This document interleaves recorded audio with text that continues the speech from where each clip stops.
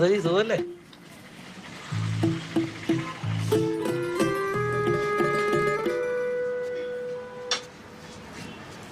ഞങ്ങള് ശരിക്കും വേറൊരു കാര്യം സംസാരിക്കാനാ വന്നത്.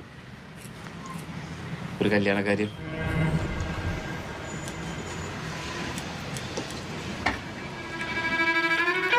നിങ്ങളുടെ ബോബിയും നിങ്ങളുടെ ബേബിയും തമ്മിൽ ഇഷ്ടത്തിലുള്ള കാര്യം അറിയാലോ.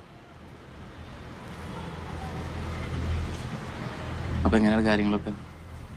ഫിനിഷ് ചെയ്ത് സംസാരിച്ചാ പോരെ?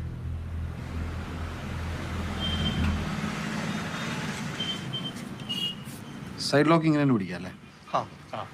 അല്ല